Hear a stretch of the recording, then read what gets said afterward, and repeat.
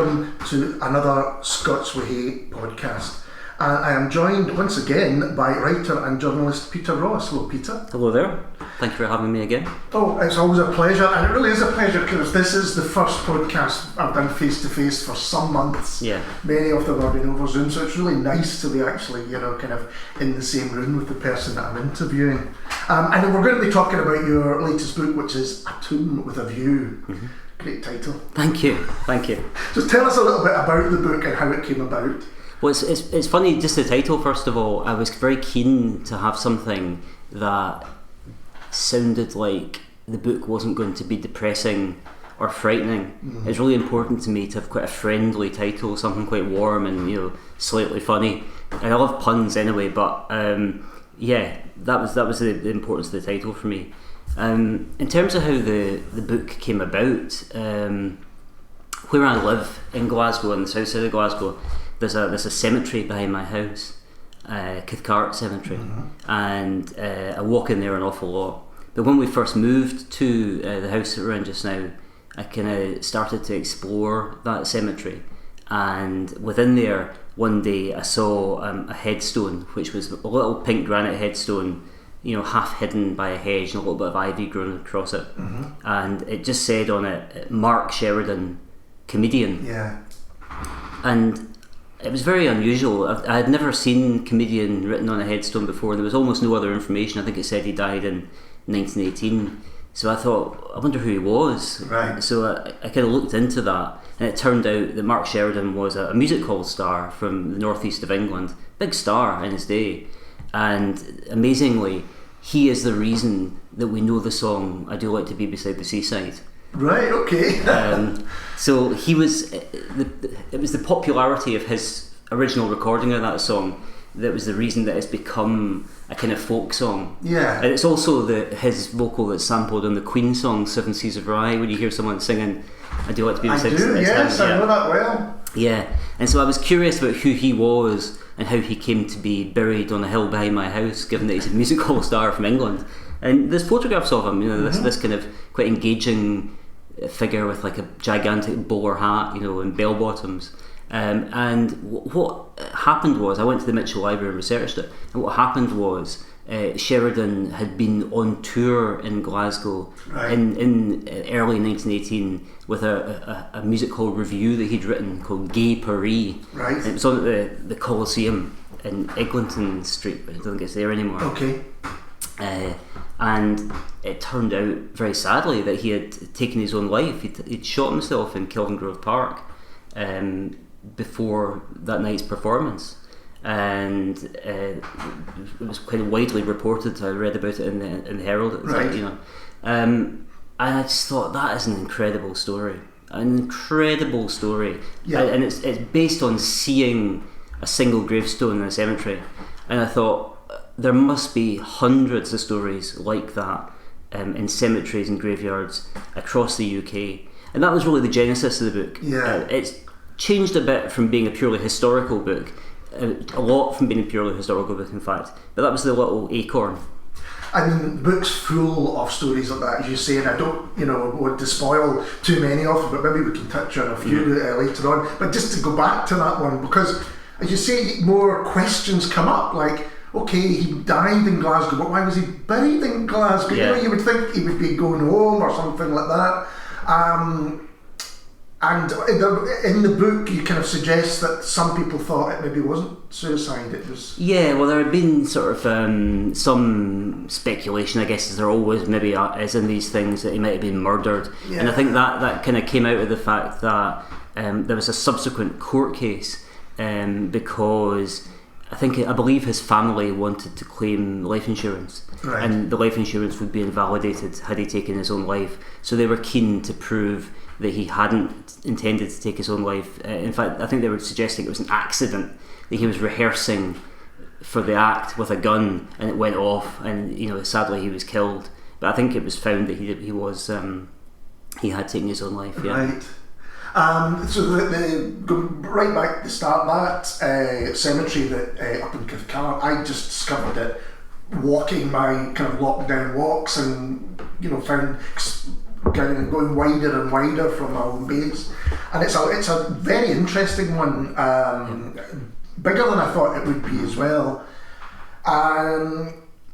You wrote the book, I think you'd finished it before lockdown started, is that right? Yeah, I finished the book, I think on the 1st of March. Right, so just before everything. Yeah.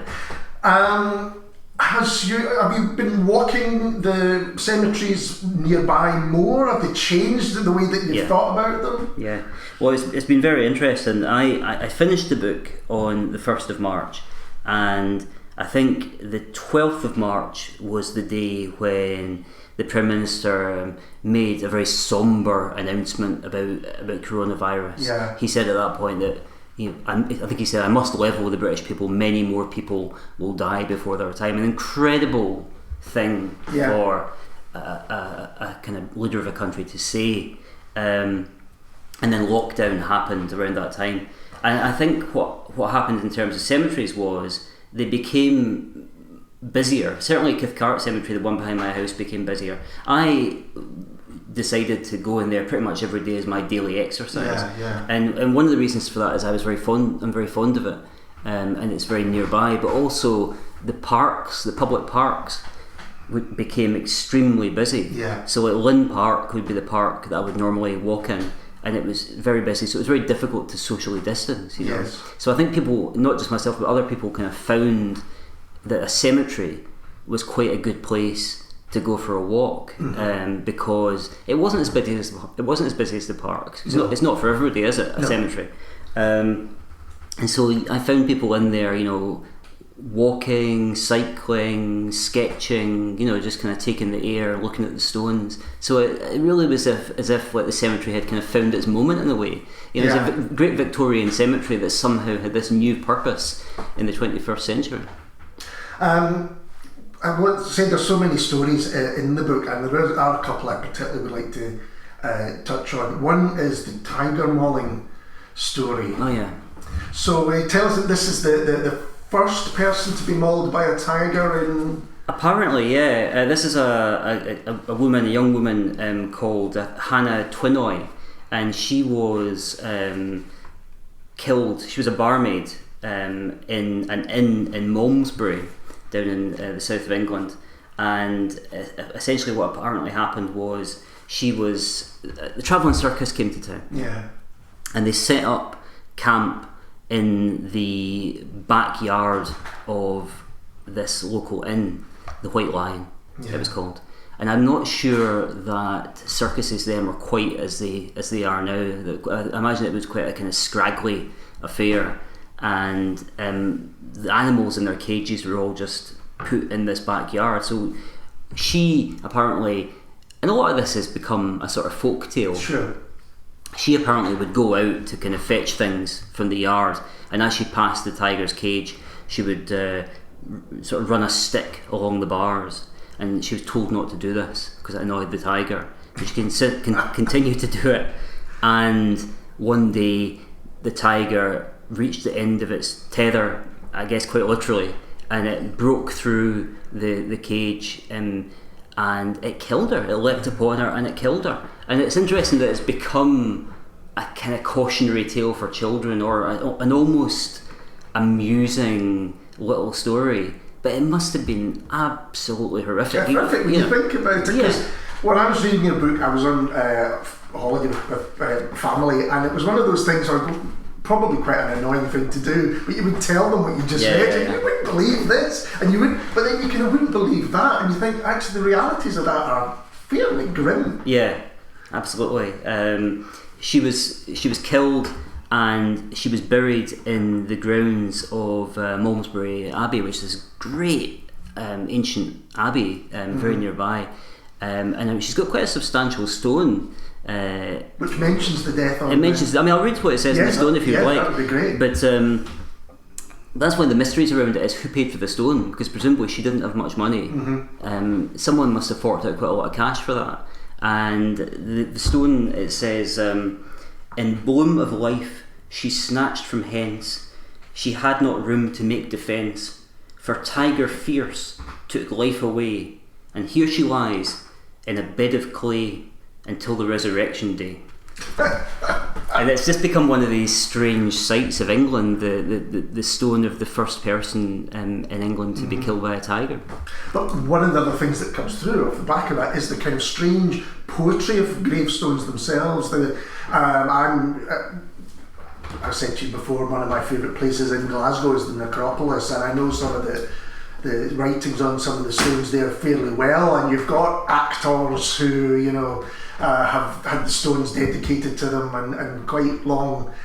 So what are the favourites of yours that you found as you went around, kind of favourite headstones or in terms of inscriptions? Yeah. I'm not really sure in terms of inscriptions. I mean, I am very attracted to that whole language of headstones. And it's certainly true to say that as a child, one of the ways I learned to read was by reading headstones. Right. So those words like unto and remembrance and phrases like suffer little children and stuff like that were phrases that I didn't know and didn't quite understand. I would sort of sound them out and expand my vocabulary that way. I think it was Beatles lyrics, the Bruins comic strip, and headstones were the kind of three ways that I learned to read, although I probably should give my parents and teachers some credit as well. But generally speaking, I find headstones very interesting and attractive things, especially I think when they're a bit run down. I think that's part of the aesthetic of graveyards that appeals to taphophiles, people that are lovers of graveyards.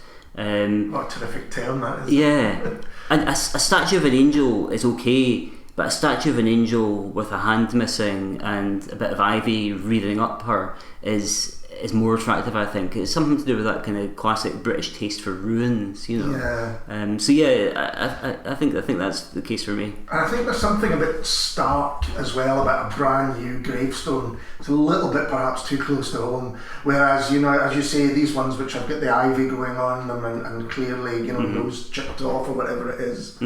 I think there's an idea too that gravestones have got their they should cover a certain time. You know, they should. Someone said to me, and a stonemason that I interviewed for the book said that he thinks that a headstone should last with your grief. So that's why he's not really in favour of very hard wearing stones like really highly polished marble or certain granites that essentially last and look new forever. He preferred ones that are softer and would crumble, and the letters would eventually go, so that, you know, the headstone should last for the time of the person who's buried there being remembered and kind of lamented by the people that actually knew them. So I think just like we have a lifespan, a headstone should have a death span, so to speak. And there is something which I hadn't thought about till reading the book, was the kind of problem facing cemeteries is that a lot of them are either full up or potentially will be full up soon. And in fact, I was thinking about myself, you know, the funerals I've been to over my life, and the last one where someone was buried, I think would have been my grandmother about 20 years ago. Since then, it's been nearly all cremations, I think. I think 3/4 of the British population are cremated now, but nevertheless, a quarter are buried.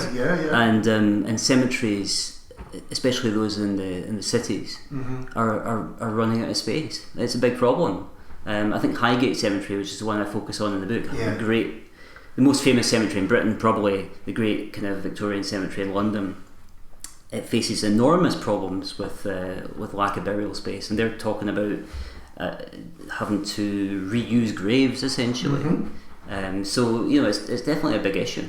Is Highgate, is that where Marx is? Marx is the most famous person buried in Highgate. I mean, he, for anyone who hasn't seen Marx's grave, or his second grave in fact, because he was previously, when Marx first died, he wasn't particularly celebrated. He's not become the kind of icon. It wasn't the icon that he's become. So he was buried in a very kind of modest grave, and then when he became this kind of towering figure who had inspired the Soviet Union, he was dug up and reburied in a better sited grave and given this gigantic memorial, which is his head, the great leonine head of Marx, on a plinth. And I think it's actually bomb-proof. Actually, it was made to be resistant to attack because they knew that it was going to be. They knew it was going to be a target. And Marks is the great draw for Highgate Cemetery. And a great money spinner for them too, because he's buried in the part of the cemetery which is open for the public to pay and walk around in freely. You can buy cookie cutters. You can buy Mark's cookie cutters. Yeah, in profile I have one. Even though I sort of disapprove of them. Yeah, I kind of agree with your kind of disapproval of that. I don't think it's quite in the spirit of communism, and frankly, I don't think he would have liked it. No, but I mean, you know, it's a grave where Chinese tourists, busloads of Chinese tourists, apparently turn up and get off the bus and go to see Marx's grave, and then just get back on the bus and go to wherever else they're going in London. They seem not to be interested in the many other famous graves in Highgate Cemetery. So it's incredible, really. Because I didn't know about London's Magnificent Seven, which is the kind of seven major cemeteries in London. Is that right? Yeah. So to give you the sort of backstory, the reason that we have the kind of great Victorian cemeteries that everyone knows and visualises when they think of a cemetery is because previous to that, people were buried generally in churchyards. They were buried in the little yard attached to their local church. But by the Victorian era, these were becoming very, very overcrowded and insanitary. But essentially, there was no room left, and bodies were being kind of dug up before they were ready to be dug up, and other bodies put in. It was a real mess, and it's horrible. And it was thought to cause disease. Yeah, sure. And so they passed a law saying that people were no longer allowed to be buried in these churchyards, and they had to be buried outside of the city, which outside the city at that time was now within London. And so there was a series of great gardens of death, as they were known. These Victorian cemeteries were built in a kind of ring around London. Some of them actually predate the law, like Kensal Green, which was the first of them, predates the law, but the others were kind of modelled on that. And actually, the designer of these, the guy that came up with the idea of this sort of thing was a Scot, a guy called John Claudius Loudon, who was from Cambuslang. Oh, that's where I'm from. Well, there you go. And he's buried in Kensal Green Cemetery. But yeah, there's 7 of them, and they kind of circle London. And Kensal Green was the first of them, and in some ways the greatest of them, I suppose. Yeah. And Highgate is the most famous of them, but there are others. And so let's talk a little bit about some of the other cities and what you learnt from them from their cemeteries. You go to Edinburgh and Greyfriars. Yeah. Now, everyone, I think most people know Greyfriars Bobby, but I didn't know the connection was with Harry Potter and yeah, I mean, I was in Greyfriars Kirkyard again quite recently, and the Harry Potter connection is apparently that J.K. Rowling wrote started writing the Harry Potter books in the Elephant House Cafe, the back windows of which look out over Greyfriars Kirkyard. Of course they do, that's right. Yeah, and apparently she would. The story goes, that she would walk in there, and she has apparently taken some of the names for the characters from gravestones in Greyfriars Kirkyard. And there's a long tradition of that. I mean, Charles Dickens is alleged to have taken the name for Ebenezer Scrooge from a gravestone in Edinburgh as well. Right. But yeah, so there's a person buried in Greyfriars Kirkyard called Thomas Riddle, which is the real name of Lord Voldemort. So the result of this is that this man who died an awful long time ago, his grave is visited by a stream of tourists who want to go to Voldemort's grave. So they make the pilgrimage to the Elephant House, they have their cup of tea, and then they come to Greyfriars and visit Voldemort's grave, and it's become so popular that I actually noticed when I was there last that there's crash barriers around it. There's some kind of, it's almost like they're trying to control the numbers of people that go and see it. So it's really incredible that it's become this kind of pilgrimage site for sort of Harry Potter tourism. Yeah, they probably say, I wonder why that dog, there's a statue of that dog, and overlook it completely. I love the dog though, I love the dog. Yeah, absolutely. Perhaps the most poignant chapter, I think, is on Belfast. Right. For me anyway, because obviously that city has a kind of murderous history that's fairly recent, if I can put it that way. Yeah. Can you tell us a bit about what you found when you went to Belfast? Yeah, well, when I came to start work on the Belfast chapter, it was my intention to visit the two great cemeteries of Belfast, Milltown and City Cemetery. And Milltown Cemetery is essentially the Catholic cemetery in Belfast, and City is the Protestant cemetery, essentially. That's historically what they have been.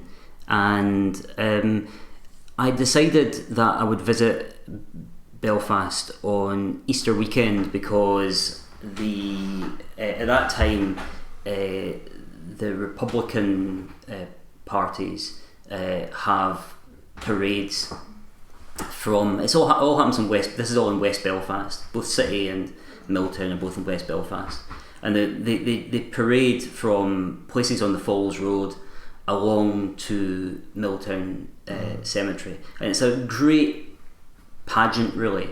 But there's people wearing like the costumes of the Easter Rising and carrying replica machine guns, and you can buy Bobby Sands t-shirts and memorabilia at the sides of the road, and they go to what's called the Republic. They go to various sites within Milltown, but the largest of the parades goes, which is essentially the kind of Sinn Féin parade, goes to the main Republican plot in Milltown Cemetery, which is where Bobby Sands and various other IRA volunteers, as they call them, are buried.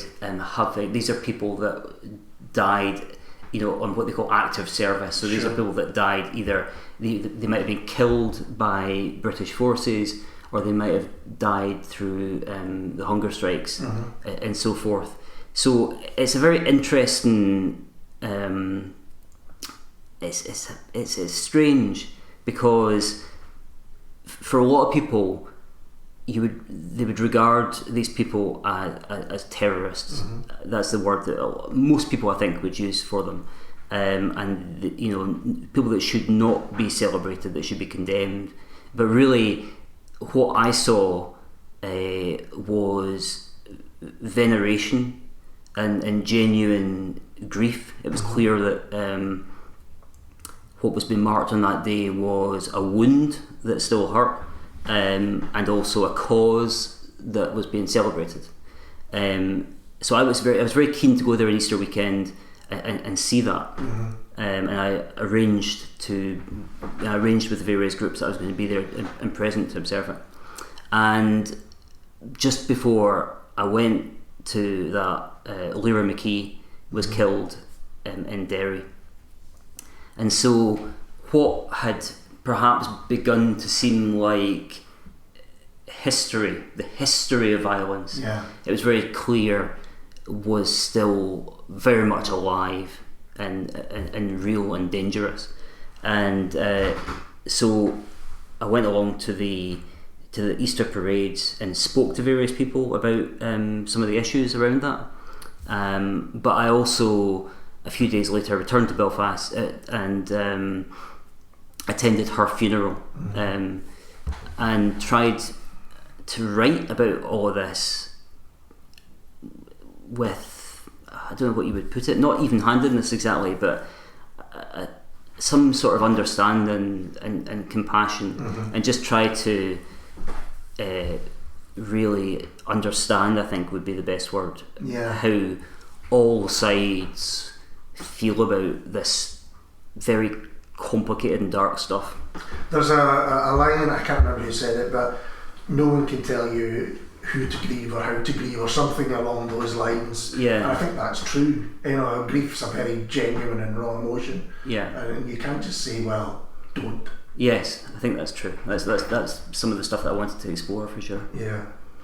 So let's look at Glasgow itself. If someone was asking you for the guide to what to see in a Glasgow cemetery, could you now because part of what's very interesting is, and we'll talk a little bit about it in a second, the other stuff that goes on in cemeteries, but I was thinking, a tour of cemeteries could be something that you could set up. Because I think I did know about the Gorbals vampire, but there's a white statue in that southern cemetery that I didn't know about. And there was all these.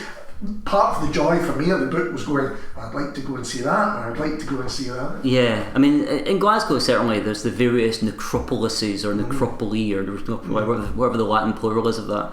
There's the necropolis in the town centre, I guess, up in the Merchant City, with its great statue of John Knox right in the centre of it, and I think that's probably the most well known of Glasgow cemeteries. It's got the best view of the cathedral, I would say, from the necropolis. You need to go into the necropolis to see the cathedral properly. Absolutely right, yeah. And I think it's also where Duncan Thaw emerges from some portal in Lanark as well. That's right. Yeah. So it's got a kind of literary history to it as well. It's certainly the most, visually stimulating and kind of gothic-y looking cemetery in Glasgow. And I remember when I first moved to the city in the early 1990s, I used to live in the east end of the city, and I would walk home from university and past the cathedral and past the necropolis. And it was always part of like the magic of Glasgow, those autumn evenings with the kind of John Knox statue in silhouette kind of glowering down at you. Yeah. There's a kind of magic in that,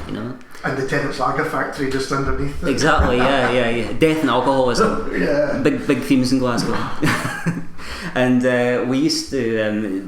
There's also the southern necropolis, as you said, which apparently there was a kind of legend in the 1950s that this was the home of the Gorbals vampire, as you mentioned, which was this creature which supposedly had iron teeth and used to drink the blood of various boys. And there was a kind of posse of kids used to go in there with sharpened sticks and try and hunt for the Gorbals vampire. And also there's the statue of the White Lady in there, a very, very white marble statue that is apparently to a couple of women that were killed in a tram accident, I think. Right. And allegedly it turns and looks at you, so it's just one of these urban legends. It's a great place for urban legends, the southern necropolis. Yeah, and cemeteries in general, I think, you can't get away from the feel of there's the cult or horror or kind of something ghostly. It's kind of inevitable, I suppose. So was that something that's interested you in going to these places, or just something that hangs around them, if you like? I mean, certainly as a boy, one of the things that attracted me about cemeteries and why I enjoyed kind of playing in the Old Town Cemetery in Stirling was this association with creepiness. So I was a great reader of the Fontana ghost story collections and Universal monster movies and all that kind of thing. And so cemeteries were of a piece with that for me. But I think my interest in them now is probably not that. I don't really associate them with ghouls and nasties of various kinds. Although I did decide to touch on it in the book by making pilgrimages to the graves of ghost story writers. Yeah. So it was a way of acknowledging that association of creepiness, but also sort of focusing on real people. Yeah. And there are various different tours that you go with, and for all sorts of reasons.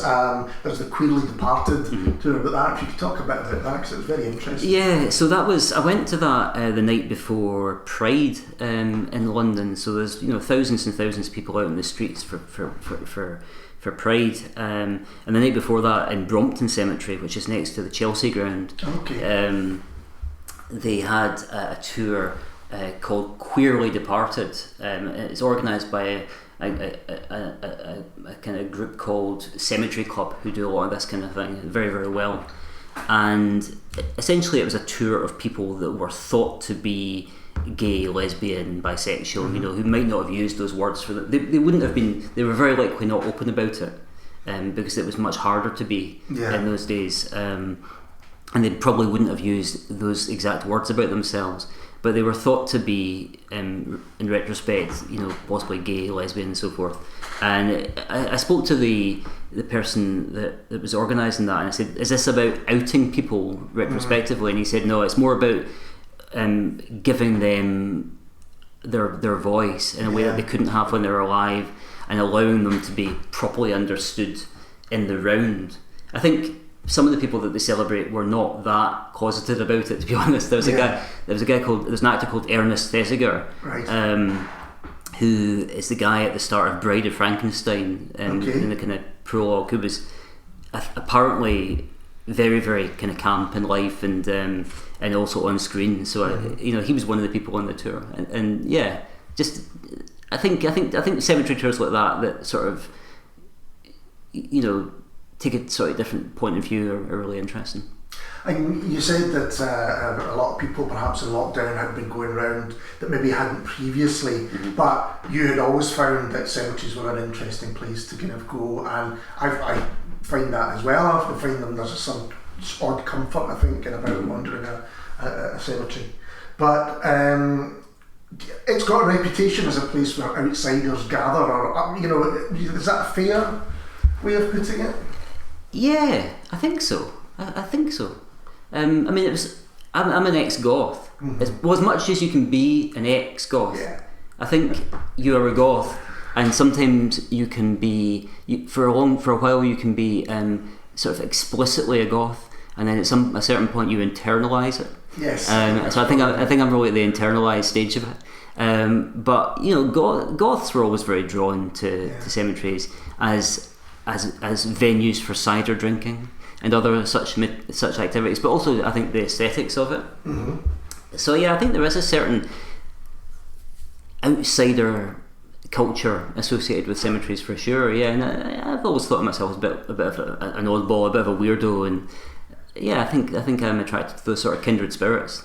It's a place I think where you can go, you can walk, you can reflect, and unlike maybe a more normal park, you're not really going to get people sunbathing or hopefully not playing music or throwing frisbee or something like that. It does have that, you can kind of escape, I think, to these places. And often I find if I'm feeling in that kind of mood where I want to be, for want of a better word, alone, then these are the kind of perfect places to.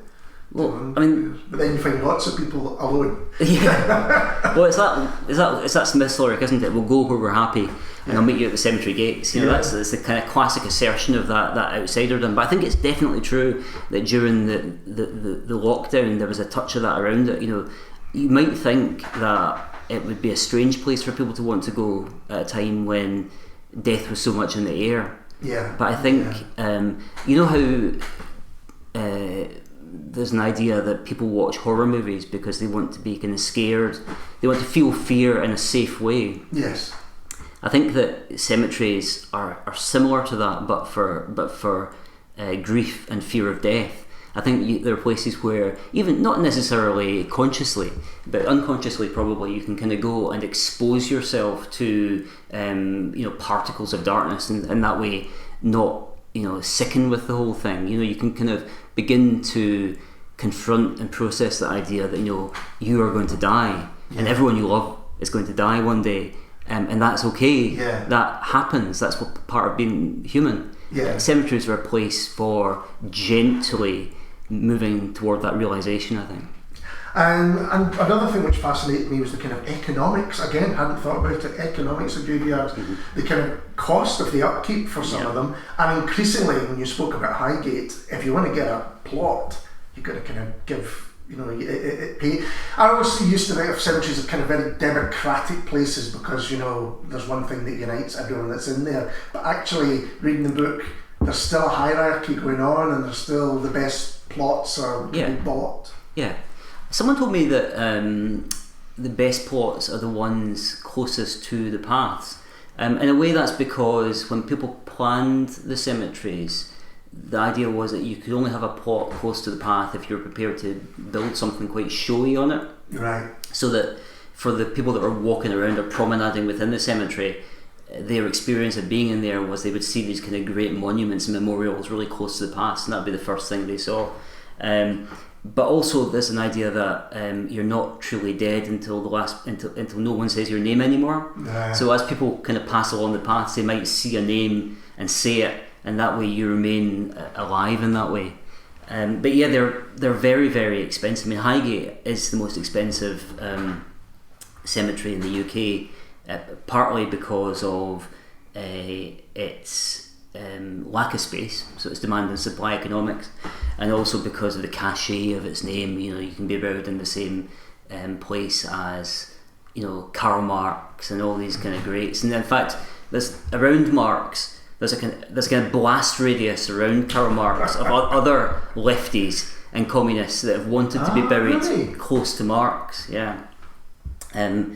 But yeah, there is a kind of economics of it, and the other side of that, the other side of the expense is that cemeteries do cost an awful lot to keep up, and so that's incredibly problematic because a lot of them are owned by councils, and councils do not have much money, and they're about to have less of it, I would suspect.